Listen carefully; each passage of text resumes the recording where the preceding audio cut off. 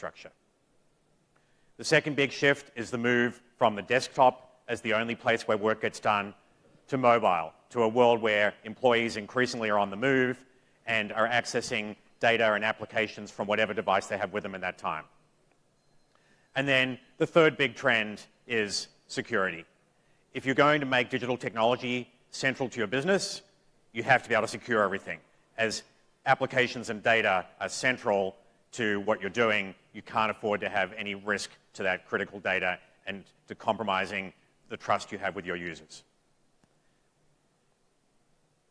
So what we've done at VMware is we focus on these three priorities that we see CIOs focusing on, is we've organized our strategy around 4 pillars.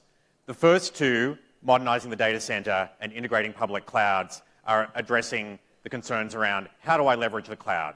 How do I get my own infrastructure to be sufficiently modern where I can virtualize everything, not just compute, but also storage and networking? How do I automate everything to deliver a cloud service? And how do I then leverage the public cloud infrastructure in a way that is seamless and consistent with my private infrastructure? On the mobile front, it's not just about how do I get mobile devices to be incorporated into my infrastructure, but how do I actually provide a complete, seamless digital workspace experience so that whether my employees are in the office or on the road or in a branch, they can use any device and be productive wherever they are. And then finally, how do we transform security? This is not about just adding one more product to that massive chart of products that you saw from Pat. This is about how do we fundamentally change what's going on in the security world. So we're going to start by focusing in on the first of these 2 pillars, and you'll find these 4 pillars not only show up as the way we've organized this keynote, but also the way we've organized the rest of vForum. So you'll see all of these tracks will be available to you to go deeper onto any of these pillars as you go through the next 2 days at vForum. But first, we'll start with modernizing the data center and integrating public clouds. And to help me go through this, I'm going to invite to the stage my partner and SE leader from India, V.S. Nagarajan. And just before we get started, I'm going to say, is it okay if I call you BSN? Because I understand we've just given up on your name in any place outside of India. Absolutely. All right, so we'll call you BSN going forward. So can you just walk us through, give us a little bit of the understanding of what we're doing in terms of making it easy for people to have private clouds? Sure, Bruce. Thank you. Good morning, all of you, once again. Thank you for being here today. Infrastructure as code. So what does this mean? Let me give you a very simple example to start with, right? I'm sure all of you have heard about Tesla cars, and you know that that's going to come to India also soon. The reason why Tesla is so popular is not just because they're electric cars, but because they have this magical ability to deliver new features to a car and enhance the experience of the driver using over-the-air software updates, right? Just wanted to share that to show you the power of software, right? So coming back to infrastructure as code, it is nothing but infrastructure in the form of software. And we have done this several years ago with server virtualization. We converted servers or compute infrastructure as software code. And we just need to do the same thing for the other pillars of the data center, which is network and storage, right? But this is something that the whole industry is doing. There are many players who are trying to do this. But what's unique about what VMware is doing? That's these words, globally consistent. Irrespective of where your applications are running, whether it's in the private cloud or on the public cloud or on the edge devices in case of IoT, the experience that you get should be the same. And that's what we deliver with globally consistent infrastructure as code. You hear that theme a lot as we go through the next 20 minutes or so, and you heard it from Pat as well, this theme of consistency. How do you get consistent operations between your private infrastructure and public infrastructure? How do you get consistent experiences from a mobile device to a desktop, to a tablet? And so you'll see a lot of that as we go through the next few sections here. So at the heart of how we provide this globally consistent infrastructure as code is VMware Cloud Foundation.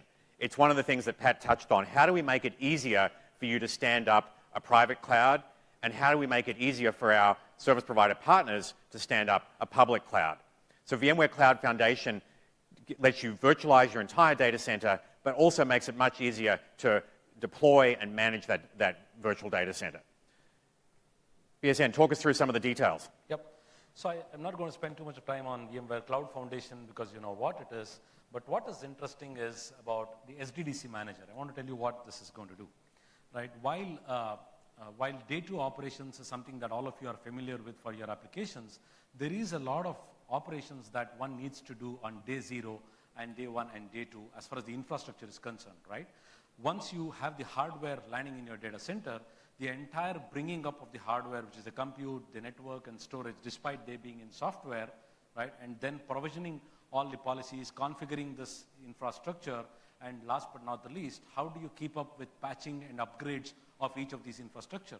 Because there's a lot of dependability between the network, storage, and compute, and so on and so forth, right? So SDDC Manager is the one that's the glue between all of these components. And you know, without wasting much time, let me show you a quick demo of how easy it is for somebody to provision a software-defined data center in a cloud today, right? So what you're seeing here is this SDDC Manager. This is how it looks like. And as you can see, let's just go ahead and provision a software-defined data center. Say add a workload domain and give the name of the data center, the organization, and look at the parameters that I need to choose, right? I'm not worried about the IOPS that is required, the RAID level on which this needs to be configured. All I need to be worried about is whether my application needs a low or a medium or a high performance as well as availability, right? As you can see, there are different choices that you can pick from, right? Whether it's a balanced performance or whatever. These are policy-based configurations. And once I select this, I move on to configuring the resources that you need for your application, right? How much of compute, how much of memory do you need, and the amount of storage that you need for your data center. And the next step is which network. There could be multiple networks on which you want to bring up this data center. I select one of the network, and that's about it, right? As you can see the configuration, there are a number of things that are going on at the back end. You know, the vMotion network, the management network, various VLANs, the software, the different clusters. I didn't do any of these things. All of this is happening at the back end. All I did is give in a few parameters that we needed, right? And there you go, right? The workload domain is configured, and it's ready for our administrators to provision the resources. And this is how you can actually, you know, create an entire data center in a few mouse clicks, right? And as you can see here, there are a number of you know, things that are happening at the background, right? With respect to creating of virtual machines, putting them into different clusters, and so on and so forth. So what SDDC Manager does is hides all this complexity from the administrators, right? And makes it very easy for you to consume. And if some of you are wondering that, you know, this is a different interface that you have not seen before, and you are very familiar with the popular vCenter interface, look at this. You've got a click there. It's just a click away, and there you go. You're back with the most familiar interface of vCenter, where you can configure all of the things like you've been doing for the last several years. That's how easy SDDC Manager is. So that was awesome. So the thing I love most about that was that tucked away there, you could see 403 tasks going on in the background. Those are all the manual things we used to ask you to do, now being fully automated when you stand up a data center. So that's an incredible step forward in making life easy. So now you've got this infrastructure, you'd like to do something with it, and increasingly our customers are saying, not only do I want to deploy traditional applications, but I need to be able to deploy cloud-native applications. And you know, the cloud-native space can be pretty confusing. There are so many different frameworks out there. Last year, the hot topic was Docker. This year, the hot topic is Kubernetes. Then there's things like Mesos and Pivotal Cloud Foundry. So what we're trying to do here is we're providing infrastructure that makes it easy for you to pick whatever framework you like and deploy it on top of your software-defined data center so that you can start deploying or building these new cloud-native applications. And so one of the big announcements that was in Pat's talk and really came out in August this year was our announcement around the VMware PKS, the Pivotal Container Service, which gives you effectively the ability to deploy enterprise-ready Kubernetes. And I'm sure many of you haven't spent too much time thinking about what Kubernetes is, but you can really just think of it as it's the most popular way of standing up modern containerized applications.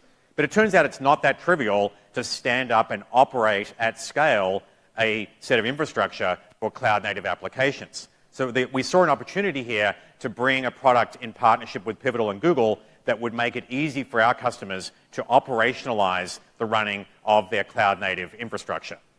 BSN, give us a little more detail on what's actually in PKS. Sure, Bruce. Yeah, so I'm sure there's hardly anybody today in the audience who's not heard about Kubernetes. Originally developed by Google and later made available as an open source with the Cloud Native Foundation, Kubernetes is one of the most popular frameworks today for automated deployment, scaling, and management of containers, right? So all we are doing is taking the main open source distribution of Kubernetes and allowing our customers to run it on premises on the vSphere, which is the most trusted virtualization platform in the world today, right? So you can use the same open source Kubernetes to run on premises, as a result of which it's always in sync with what the versions of Kubernetes that is being released by Google, so it's always compatible with what you run on the Google Cloud Engine, right? As part of running on the hypervisor, one of the advantages that you get is the hardening and the security components, the high availability, the multi-tenancy, and so on and so forth, right? But the most interesting piece here is the integration that we have done with NSX, right? I'm sure all of you know about the magic that NSX does in the data center on premises, but yeah, can we quickly show the magic that NSX does to Kubernetes? Absolutely. So what we're going to see here is a completely native experience for a developer using Kubernetes, while in parallel with the developer's experience, we're going to see how IT can set policy and have policies automatically applied to the networking and security that will be connected up to the containerized app. So the great thing here is the developer gets exactly the experience that they want, while IT doesn't have to give up control. So this is how you operationalize an installation of Kubernetes when it's integrated with NSX. So let's jump into the demo here. First of all, the first thing that PKS does is it makes it incredibly easy to just stand up a Kubernetes cluster. We click on Create, we fill in a few fields in a menu, we hit Create, and it starts standing up the physical infrastructure or virtual infrastructure to get Kubernetes up and running in your data center. And so within a couple of seconds here, you'll see the Kubernetes cluster is running. We can go and get the credentials to that cluster, and when we get those credentials, we can hand them off to the developer, and the developer sees, okay, now I've got all the resources that I need to start building my containerized app on top of Kubernetes. Now, if we jump into the developer view, the developer just interacts with Kubernetes through standard APIs or through the CLI. This is a standard Kubernetes command, just getting the namespaces. This is a completely standard Kubernetes installation. There's 3 namespaces by default. When we go and look at the NSX manager, we see that there's logical switching and logical routing automatically created to line up with those namespaces. Now we're going to create an application.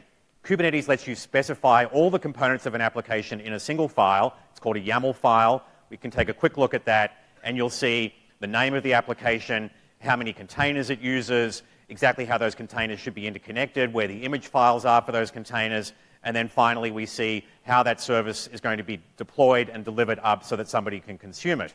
So we hit return here on the developer view, and the application is getting instantiated, and we've created one new namespace for this application. When we go back and look at the NSX view, we can see that there's now a new logical switch that was automatically created to connect into that namespace. We're going to go back to Kubernetes and see that containers are now getting instantiated. This is a simple 3-tier app with 1 container per tier, and you can see we've got 1 container getting stood up for the back end, the database, 1 container for the middle, the application logic, and 1 container for the front end that we'll interact with. And this is where it's going to be served up at a particular URL. We see that NSX went and automatically created some firewall rules while all that was going on. This is all essentially real-time, NSX automatically setting up the security. And now when we go look at the application, it's a simple voting application, and every time you click on vote, a vote's getting tallied in a database. You can see everything's working properly. That's how long it took to stand up that application, and in the background, all the NSX security policies were put in place. Now I'm just going to go and make one change to NSX, just to show you that it's actually doing something. We just changed one firewall rule. We hit save, and what I did here was I blocked the traffic between the application tier and the database tier. So you can see the front end is still there, but I can no longer cast votes or access the database, just to show you that NSX is actually inserting itself into the flow of the application. Awesome. So just to recap what we saw there, it was, from the developer's point of view, seamless, very efficient way to deploy an application using a cloud-native framework. From the IT point of view, completely standard NSX, but all the policies were set up in advance so that they could be deployed automatically in real time while the developer had the seamless experience. Totally efficient way to get new applications out there while keeping IT in control. All right, so the next thing we want to talk about is our cloud services. And again, you heard a little bit about these from Pat. BSN, talk us through the cloud services. Yeah, so we spoke about giving you globally consistent infrastructure as code. And one of the things that we wanted to do is make it simpler for our customers to deploy this irrespective of where you run your applications, right? So the easiest to do is if you don't have to do it manually in all the places. If you're running an application on premises and you also want to run it off premises, instead of doing it multiple times and leading to a lot of configuration drift, what we do is make it consistent by delivering it as a service from the cloud, right? So what you can do is, Bruce, we announced this cloud services last year, and we made this available in multiple VMworld and vForums this year. As you can see, there are several cloud services that we have announced which do a number of things. Just to give you an idea, one of the common questions that our customers have is, how do I know which applications are running where, in which cloud, right? And that's something that's done by the Discovery service. And the next question is, how do you know how much you're spending on your applications, right? The applications that's running on AWS, there are applications running on premises. What's the cost that you're spending? And that's given you by Cost Insight, right? And talking about security, right? How do you know if your applications which are running on the cloud are secure as it is on premises? And that's something that's done by NSX Cloud and App Defense and things like that, right? So why don't we quickly go ahead and see how NSX Cloud is different from NSX on-premises, Bruce. Great. So I'll show you a quick demo of NSX Cloud. And really the key thing to take away here is that you're going to see the exact same NSX experience for your cloud workloads as you would get for your on-premises workloads, except that this is NSX delivered as a service. So we manage it for you. You don't have to lifecycle manage it. You can just consume it and directly manage networking and security for your cloud workloads. And this could be for workloads that are running natively on any number of different clouds. Let's just do a really simple demo here. It'll just show you how NSX can give you networking and security for your cloud-native workloads. This is the EC2 management console. You just see a bunch of instances there. That's the standard EC2 view. Now we're going to go and look at the VMware Cloud Services panel. You see all the services that BSN mentioned, and we go and jump into the NSX Cloud service, and you see an NSX dashboard. We can see some instances there, and we go into the NSX Manager. It's very similar to what we saw in the last demo, and in this case, we're just going to look at a simple trace flow tool that lets you go and look at the virtual topology that NSX is managing between these instances running directly on AWS. So we can see the logical switching, the logical routing, exactly how packets flow from one machine to another in AWS or Azure as we apply the same NSX capabilities to your cloud workloads that we do for your on-premises workloads today. And so the takeaway here is just that this is this whole thing about consistency, giving you not just a special silo of security for AWS, but consistency across all your different environments. So it covers our modernize the data center and integrating public clouds pillars. Let's shift gears a little bit now and talk about security. So App Defense was the big announcement from my perspective of what we made available at VMworld this year. You heard Pat talk about it earlier, changing the way we think about security so that we can really apply least privilege, not only in the network sphere, which is something we've done over the years with microsegmentation, but applying least privilege in the compute world as well, so that we can have this ability to look at whether an application is doing what it's supposed to and try to make sure that it only does the things that it's allowed to do. So there are three components to App Defense. The first is capturing good behavior. And you'll see this in the demo. We can get the idea of what an application should be doing from a number of sources. For example, maybe you provisioned the application using vRealize automation, or maybe you use something like Puppet or Chef to provision the machine. All of these tools tell us what should be running on the VM. We can capture all that information and build a manifest of what should be happening on that machine.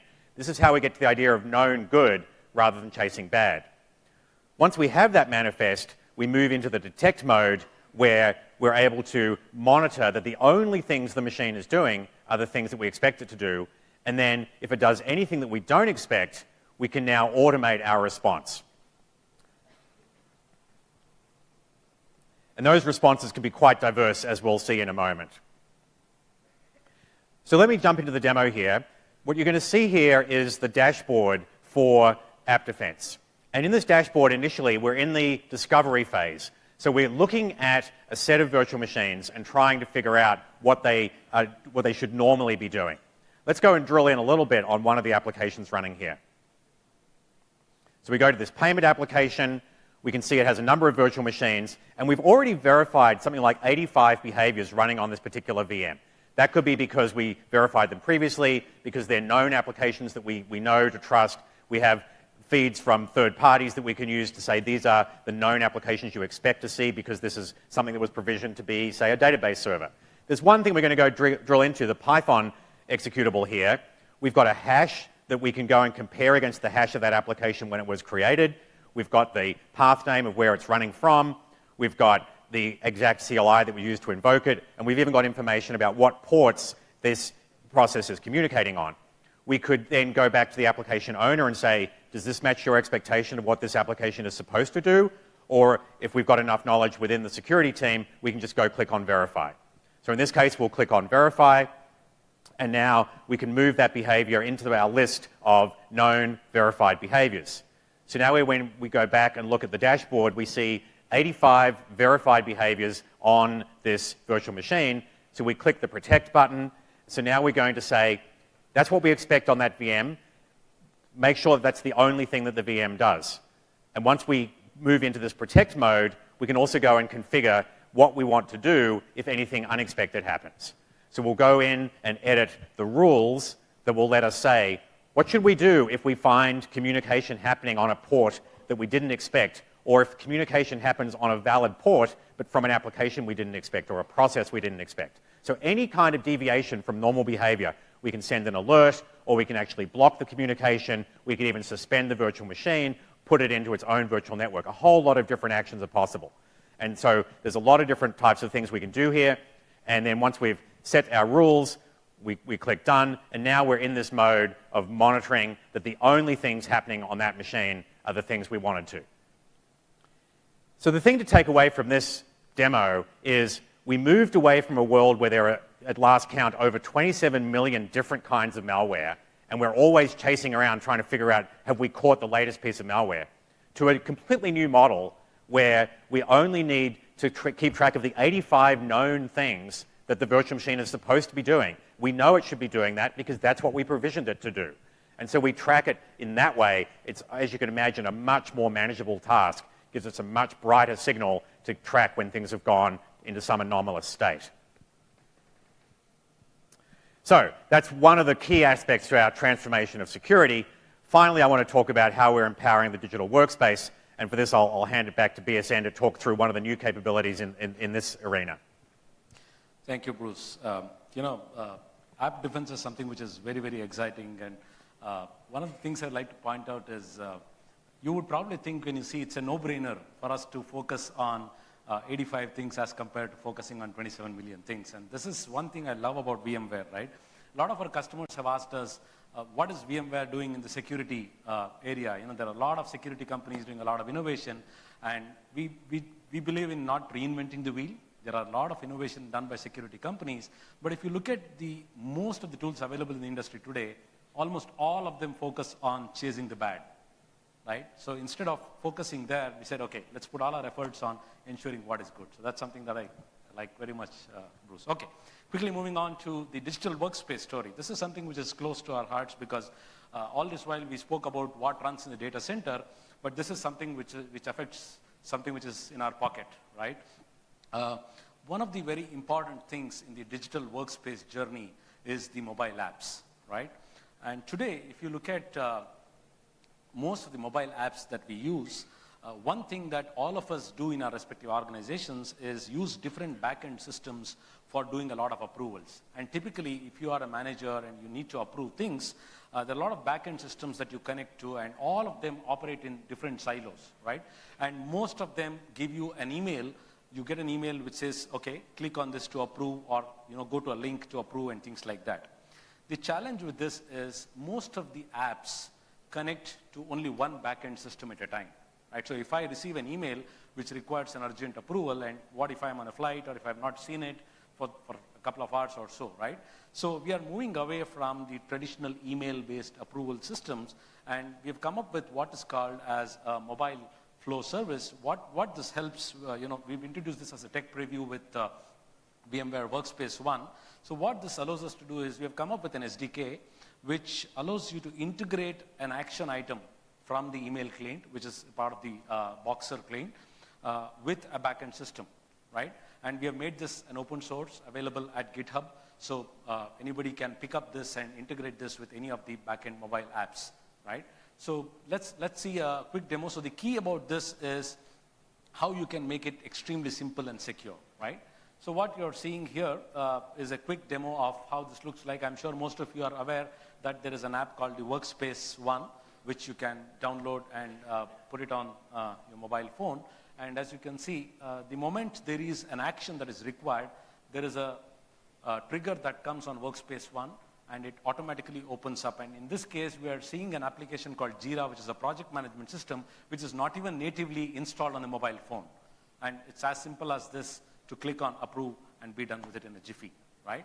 So this is the power of Workspace ONE mobile flow, which allows you to work with various backend systems despite all of them working in different enterprise silos. So the key of this is how do you make it extremely simple for the end user to manage all these complexities? Fantastic. You know, that demo is almost too simple, but the thing that's actually great about it is it captures exactly what we're doing with Workspace ONE, which is it's giving you a simple user experience while maintaining enterprise security. And a lot of what's going on in the background you don't realize when you see that app is all the authentication, all the identity management that makes sure that we're only delivering data to the people who are authorized to get it. And that's the whole heart of what Workspace ONE is about. Simple consumer experience with enterprise security so you can get work done in a productive way in an enterprise setting. So you've now seen a quick snapshot of the 4 pillars of our strategy, and as you go through the rest of vForum, you'll be able to go much deeper on any of these pillars through going to the different breakouts. And before I close, I just want to tie this back to the overall strategy that you saw several times during Pat's presentation. Our vision is that you should be able to access your applications on any device. That's really what the digital workspace pillar is all about. That you should be able to run any application you want, whether it's a cloud-native application or a traditional application or a SaaS application. And you should be able to run your applications on any clouds, be they private or public. So we're helping you modernize the data center so that you can bring private clouds to your enterprise and helping you integrate public clouds so you can have a seamless experience across both public and private infrastructure. And of course, ultimately, it's incredibly important that we secure the entire thing. And so that's why you'll see so much focus in what we're doing here, not only with NSX providing microsegmentation, but a whole range of security offerings as we seek to transform security. So these are our priorities. This is our vision. We're all about trying to help you, our customers, be successful in your digital transformation journeys. I think you've got a lot of great opportunities to learn more about these technologies over the next couple of days. We thank you for your support, and we hope you have a great time at vForum. Thank you very much. Thank you. That was the CTO, VMware APJ, and the Senior Director, Solution Engineering, VMware India. Thank you, Ms. Devi. Thank you, Mr. Nagarajan. Ladies and gentlemen, after that tech keynote, we'll allow you to mull things over. Short break for 20 minutes. Got to tell you that tea and coffee is being served.